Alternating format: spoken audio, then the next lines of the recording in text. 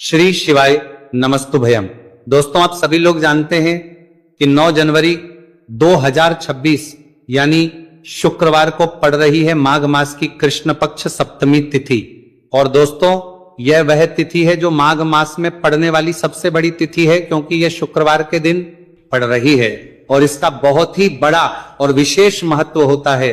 पूज्य गुरु जी ने कहा है कि अगर कभी भी मौका लग जाए और माघ महीने की सप्तमी तिथि शुक्रवार को पड़ जाए तो आप लोगों को 5 गेहूं के दाने वाला उपाय तो अवश्य ही करना चाहिए। इन दोनों का संयोग बहुत ही कम आता है। इसी के साथ में गुरुजी ने अपनी शिव पुराण कथा में बताया है कि इस दिन आपको 5 गेहूं के दाने वाला उपाय तो आपको अवश्य ही करना चाहिए, क्योंकि ऐसा दिन पूरे साल में सिर्फ एक ही बार आता है। और दोस्तों, आप सभी लोग जानते हो कि शुक्रवार सप्तमी तिथि का अगर सबसे बड़ा कोई उपाय है तो वह 5 गेहूं के दाने वाला उपाय है। तो दोस्तों, शुक्रवार सप्तमी तिथि के दिन आप लोगों को इस 5 गेहूं के दाने वाला उपाय को जरूर करना है। बहुत सारे लोग होंगे जिन लोगों ने इस उपाय को नाम किया, मतलब पूरा साल निकल गया, उन्होंने किसी भी दिन इस 5 गेहूं के दाने वाला उपाय को ना किया।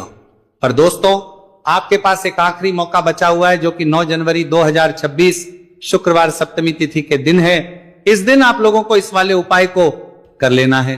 भले ही आपने पूरे महीने भर इस उपाय को ना किया हो, पर अगर आपने इस माघ महीने के शुक्रवार सप्तमी तिथि के दिन अगर इस वाले उपाय को कर लिया तो आपको इस उपाय को करने का वह फल मिलेगा जिसकी आपने कभी कल्पना भी नहीं करी होगी। इसीलिए आप लोग इस पूरे महीने के तिथि के दिन करने का वाले उपाय को एक बार जरूर कर लेना है, ताकि आप लोगों के हाथ से यह मौका ना जा सके और आपको इस उपाय को करने का फल मिल सके। दोस्तों, यह उपाय जी ने अपनी अभी की ही श्री शिव महापुराण की कथा में बताया है जी। इस उपाय को आज हम आपको बहुत अच्छे से समझाने वाले हैं। इस वीडियो को देखने के बाद इस उपाय को समझने के लिए आपको कोई और वीडियो को देखने की जरूरत नहीं पड़ेगी। तो चलिए दोस्तों, उपाय को शुरू करते हैं। देखिए, ये इस माघ महीने के शुक्रवार सप्तमी तिथि के दिन ये इतना खास होता है, इतना महत्वपूर्ण होता है। देखा गया है कभी कभी बड़े बड़े पाठ अनुष्ठान से जो मनोकामना पूर्ण नहीं होते, वह माघ महीने की शुक्रवार सप्तमी तिथि के दिन एक छोटे से उपाय करने से ही आपकी मनोकामना पूर्ण हो जाती है। और बहुत सारे लोगों ने इस उपाय को किया भी है और उनको इस उपाय को करने का फल भी जरूर मिला है।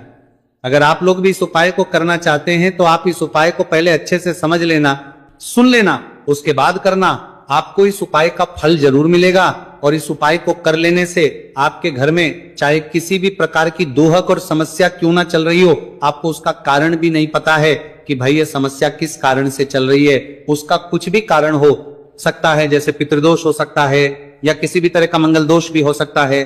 तो इस दिन आप लोगों को ये वाला उपाय कर लेना है। ये एक ऐसा उपाय है जिस उपाय को अगर किसी विशेष दिन पर किया जाए तो भाई उस विशेष दिन का जो है वह तो हमें मिलता ही मिलता है। पर हमने उस दिन पर इसको किया है तो हमें उससे भी बड़ा फल मिलता है, और फल बहुत जल्दी मिलता है, क्योंकि आप इस उपाय को बहुत ही बड़े और विशेष दिन पर कर रहे हो। तो चलिए अब उपाय के बारे में बात करते हैं, लेकिन उससे पहले आप लोगों को यह जानना आवश्यक है कि आखिर ये उपाय किस समय करना है, किसको करना है और कैसे करना है। तो चलिए हम आगे आपको वीडियो में एक एक करके बता देते हैं। लेकिन उससे पहले अगर आप लोग हमारे चैनल पर पहली बार आए हैं या फिर मेरी आवाज पहली बार सुन रहे हैं तो हमारे चैनल को सब्सक्राइब जरूर कर लेना और इस वीडियो को लाइक करके कमेंट बॉक्स में श्री शिवाय नमस्तुभयम ओम नमः शिवाय जरूर टाइप कर देना। तो दोस्तों, इस 5 गेहूं के दाने वाला उपाय को हमें इस शुक्रवार सप्तमी तिथि के दिन कैसे करना है, किसको करना है, किस समय करना है और कहां पर करना है, ये सारे सवालों के जवाब आपको इस वीडियो में मिल जाएंगे।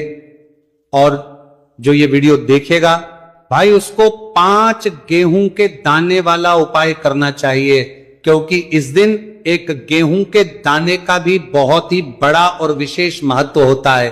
और जब बात आ जाए 5 गेहूं के दाने वाला उपाय की तो ये सोने पे सुहागा वाली बात हो जाती है और ये एक बहुत ही बड़ा उपाय हो जाता है इस शुक्रवार सप्तमी तिथि का। तो अब दोस्तों, इस 5 गेहूं के दाने वाला उपाय को आखिर करना किसको है, सबसे पहले हम लोग वो बात जान लेते हैं।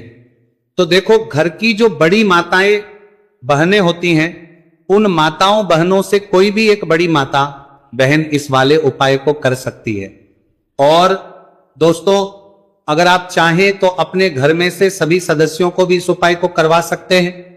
अगर किसी व्यक्ति की खुद की कोई मनोकामना है, खुद की कोई दुख और परेशानी है जो कि वो अपने लिए ही करना चाहता है इस वाले उपाय को, तो वह खुद अपने लिए भी कर सकता है।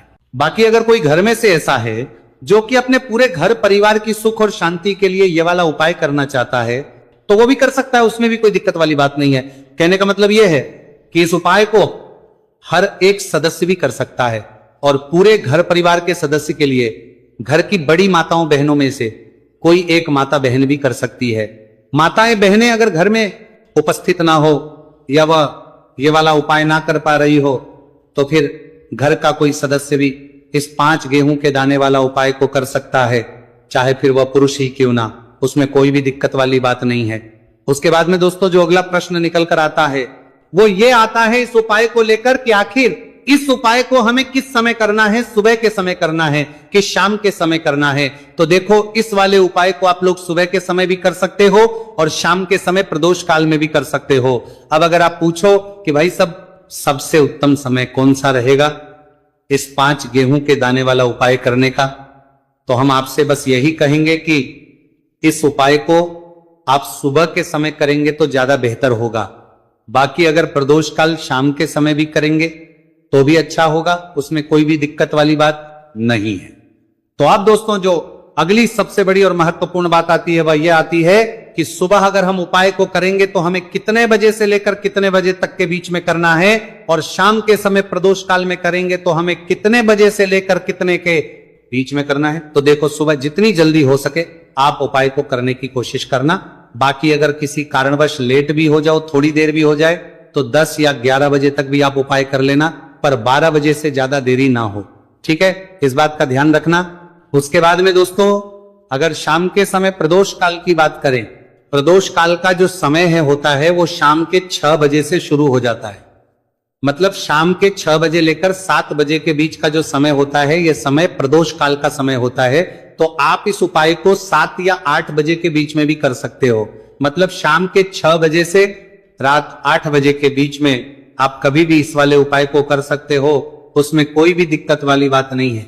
देखिए हम सभी को पता है कि सप्तमी की तिथि भगवान गणेश को प्रसन्न करने के लिए होती है, और भगवान गणेश जो है हमारे जीवन में सुख समृद्धि का कार्य करते हैं, हमारे जीवन में बुद्धि ज्ञान और विवेक की प्राप्ति करवाते हैं, हमारे जीवन की सारे विघ्न और संकट को हर हैं। ऐसे विघ्नहर्ता गणेश जी के ये 3 महा उपाय होने वाले हैं जो आपकी समस्त मनोकामना को परिपूर्ण करेंगे, समस्त बाधाओं को दूर करेंगे। देखिए पहला जो महा उपाय है विशेषकर बुद्धि ज्ञान और विवेक की प्राप्ति के लिए होने वाला है, और दूसरा जो महा उपाय है हमारे जीवन से धन संबंधित सारी परेशानियों को दूर करने के लिए होने वाला है, और तीसरा जो महा उपाय है हमारे जीवन से सारे संकट कष्ट और बाधाओं को दूर करने के लिए होने वाला है। देखिए दोस्तों पूज्य गुरु जी की कथा को सुन करके और समझ करके ही आपको समझाने का पूरा प्रयास करूंगा, लेकिन दोस्तों वीडियो में आगे बढ़ने से पहले वीडियो को लाइक करें। चलिए दोस्तों बात करते हैं सप्तमी तिथि पर किए जाने वाले पहले विशेष उपाय के बारे में। देखिए इस उपाय को करने के लिए मात्र आपको 5 गेहूं दाने लेना है। इसी के साथ आपको एक तांबे के पात्र के अंदर शुद्ध जल ले लेना है। देखिए ये जो उपाय है विशेषकर आपके जीवन से जितने भी संकट कष्ट और क्लेश है उन सभी को दूर करने वाला है। देखिए सबसे पहले तो आपके पास जो 5 गेहूं के दाने हैं उन्हें आपको थोड़ा सा गीला कर लेना है। देखिए दोस्तों ये जो उपाय है विशेषकर ये उपाय भी हम सुबह से लेकर के शाम तक किसी भी समय कर सकते हैं। देखिए सबसे पहले आपको 4 गेहूं के दाने भगवान शिव के शिवलिंग के सीधे तरफ जहां गणेश जी का स्थान होता है वहां पर आपको ये गेहूं के दाने रख देना है। देखिए गेहूं के दाने को रखते समय आपको ओम गण गणपते नमः इस मंत्र का कुल 11 बार जाप करना है। ये जो 4 गेहूं के दाने है आपको भगवान शिव के शिवलिंग के सीधे तरफ गणेश जी वाले स्थान पर समर्पित कर देने। अब दोस्तों आपके पास जो एक गेहूं का दाना यानी कि 5वां और अंतिम जो गेहूं का दाना बचा है उसे आपको उस जल के पात्र के अंदर डाल देना है, और गेहूं से युक्त ये जो जल है आपको भगवान शिव के शिवलिंग पर समर्पित कर देना है। श्री शिवाय नमस्तु भयम इस मंत्र का जाप करते हुए देखिए जल समर्पित करने के बाद आपको भगवान शिव से और भगवान गणेश से प्रार्थना कर लेनी है कि हमारे जीवन में जितने भी संकट कष्ट और क्लेश हैं उन सभी को आप दूर करें। साथ ही साथ हमें हमारे जीवन में बुद्धि, ज्ञान, विवेक और ऐश्वर्य की प्राप्ति हो, इस प्रकार से कामना करते हुए आपको यह पहला महा उपाय भी कर लेना है। अब दोस्तों हम बात करते हैं दूसरे उपाय के बारे में। देखिए, इस उपाय के लिए मात्र आपको 3 हरी इलायची लेना है। हरी इलायची आपको साबुत लेना है, खंडित नहीं होनी चाहिए, इस बात का ध्यान रखें। इसी के साथ आपको एक मिट्टी का दीपक लेना है। दीपक के अंदर आपको बोलबाती का प्रयोग करना है और उसे आपको शुद्ध घी से तैयार कर लेना है। इसी के साथ आपको एक तांबे के पात्र के अंदर शुद्ध जल ले लेना है और ये तीनों सामग्री लेकर के आपको पहुंच जाना है भगवान शिव के मंदिर में। देखिए, हरी इलायची जो होती है हमारे जीवन में धन पदा को बढ़ाने का कार्य करती है और हरी इलायची महालक्ष्मी को भी बहुत प्रिय होती है। साथ ही साथ हरी इलायची भगवान गणेश को भी प्रिय होती है, जो आपके जीवन से सारे संकटों को दूर कर देती है। हरी इलायची भगवान शिव को भी बहुत प्रिय होती है, जो हमारे जीवन में धन संबंधित सारी समस्याओं का अंत कर देती है। देखिए, आपके पास जो 3 हरी इलायची है, उनमें से आपको सबसे पहली जो हरी इलायची है भगवान गणेश जी वाले स्थान पर समर्पित कर देनी है। ओम गण गणपते नमः इस मंत्र का कुल 11 बार जाप करते हुए। देखिए, दूसरी जो इलायची है आपको भगवान शिव के शिवलिंग पर समर्पित कर देनी है। देखिए, अब जो आपके पास एक जल का पात्र है, उसमें से थोड़ा सा जल आपको, जहां आपने पहली हरी इलायची समर्पित की है गणेश जी वाले स्थान पर, वहां पर समर्पित कर देना है। और अंत में जो आपके पास थोड़ा सा जल और बचेगा, उसे आपको पूरा जल भगवान शिव के शिवलिंग पर शुक्र महादेव का स्मरण करते हुए आपको यह जल समर्पित कर देना है। अब दोस्तों, आपके पास जो एक दीपक है उसे आपको प्रज्वलित करना है और आपके पास जो तीसरी हरी इलायची बची हुई है उसे आपको उस दीपक के अंदर डाल देना है और इस दीपक से आपको भगवान शिव की आरती उतारना है। यानी कि इस दीपक से आपको भगवान शिव की आरती कर लेना है और अंत में आपको भगवान से प्रार्थना करनी है कि ये जो धन मेरे जीवन में समस्याएं चल रही हैं, ये सभी समाप्त बना रहा है, होने लग जाए। इस प्रकार से आपको भगवान गणेश और भगवान शिव से प्रार्थना कर लेनी है और यह दूसरा उपाय भी आपको कर लेना है। देखिए दोस्तों, अब हम बात कर लेते हैं तीसरे महा उपाय के बारे में। देखिए दोस्तों, इस उपाय को करने के लिए सबसे पहले हमें मात्र 7 हरे मूंग के दाने लेना है। देखिए, हरे मूंग के दाने से भगवान गणेशा हमसे अति शीघ्रता से प्रसन्न होकर के जो भी मनोकामना है उसे परिपूर्ण कर देते हैं। तो इस प्रकार आपको 7 हरे मूंग के दाने लेना है। हरे मूंग को लेते समय आपको ध्यान रखना है कि ये कहीं से भी खंडित नहीं होने चाहिए और साथ में आपको एक तांबे के पात्र के अंदर शुद्ध जल ले लेना है। देखिए, ये जो उपाय है विशेषकर बुद्धि और ज्ञान की प्राप्ति के लिए है। यदि आप चाहते हैं कि आपके जो बच्चे हैं वह हमेशा ज्ञानवान रहे, पढ़ने में उनका मन लगे, तो आपको शुक्रवार सप्तमी तिथि पर यह उपाय करना है। देखिए, ये जो उपाय है आप सुबह से लेकर के शाम तक किसी भी समय कर सकते हैं। देखिए, बहुत से लोग पूछते हैं कि क्या ये उपाय हम घर पर भी कर सकते हैं, तो विशेषकर आप ये उपाय घर पर नहीं कर सकते। देखिए, ये जो उपाय है आपको केवल और केवल मंदिर में ही करना है। देखिए, आपके पास जो 7 हरे मूंग के दाने हैं उन्हें आपको सबसे पहले तो थोड़ा सा गिला कर लेना है।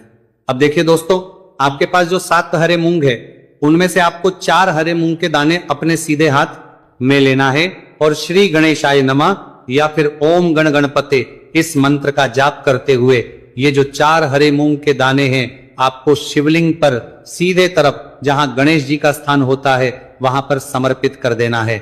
अब देखिए दोस्तों, आपके पास अभी भी 3 हरे मूंग के दाने और बचे हुए हैं, तो उनमें से आपको एक हरा मूंग का दाना माता अशोक सुंदरी वाले स्थान पर समर्पित देना है और फिर एक हरा मूंग का दाना नंदी जी का जो पैर उठा हुआ होता है वहां पर आपको समर्पित कर देना है। अब देखिए दोस्तों, आपके पास जो 7वां और अंतिम हरा मूंग का दाना बचेगा उसे समर्पित करने से पहले आपके पास जो जल का पात्र है उसमें से थोड़ा सा जल आपको भगवान गणेश जी वाले स्थान पर समर्पित करना है, फिर थोड़ा सा जल भगवान कार्तिकेया जी वाले स्थान पर समर्पित करना है, फिर थोड़ा सा जल माता अशोक सुंदरी वाले स्थान पर समर्पित कर देना है और थोड़ा सा जल आपको मां पार्वती के हस्तकमल यानी कि कटी वाले भाग पर समर्पित कर देना है। अंत में आपके पास जो जल बचेगा उसमें आपके पास जो 7वां और अंतिम आराम होंगे उसे आपको जल के पात्र के अंदर डाल देना है और उसके बाद आपको भगवान शिव के शिवलिंग का अभिषेक कर देना है। श्री शिवाय नमस्तु भयम इस मंत्र का जाप करते हुए, जल समर्पित करते हुए आपको यही प्रार्थना करनी है कि मेरे में या फिर मेरे घर में जो ये समस्याएं हैं ये सारी समस्याएं दूर हो जाए। ऐसे आपको प्रार्थना करनी है कि हमारे घर में बुद्धि ज्ञान और विवेक की प्राप्ति हो। इस प्रकार से आपको यह तीसरा महा उपाय कर लेना है। तो दोस्त, करने का वो फल मिलेगा जिसकी आपने कभी कल्पना भी नहीं करी होगी। इसीलिए इस हल्दी दीपक वाले उपाय को एक बार जरूर कर लेना, ताकि आप लोगों के हाथ से यह मौका ना जा सके और आपको इस उपाय को करने का फल मिल सके। दोस्तों, यह उपाय पंडित जी ने अपनी अभी की ही शिव महापुराण की कथा में बताया है, जो इस उपाय को आज हम आपको बहुत अच्छे से समझाने वाले हैं। इस वीडियो को देखने के बाद इस उपाय को समझने के लिए आपको कोई और वीडियो को देखने की जरूरत नहीं पड़ेगी। तो दोस्तों, इस उपाय को आपको कैसे करना है, कब करना है, कहां पर करना है और उपाय को करते समय आपको किन किन गलतियों को नहीं करना है और आपको किन किन बातों का ध्यान रखना है, यह सारी जानकारी हम आपको इस वीडियो में देंगे। तो चलिए भक्तों, उपायों को शुरू करते। अगर आप भी चाहते हैं कि महादेव जी का आशीर्वाद आप पर सदैव बना रहे, तो वीडियो को लाइक करें, चैनल को सब्सक्राइब करें और कमेंट बॉक्स में हर हर महादेव जरूर लिखें। तो दोस्तों, यह थे पूज्य गुरुजी द्वारा बताए गए कुछ बहुत ही खास उपाय। अगर आपको जानकारी अच्छी लगी हो तो वीडियो लाइक करिएगा। मिलते हैं फिर एक नए वीडियो के साथ। श्री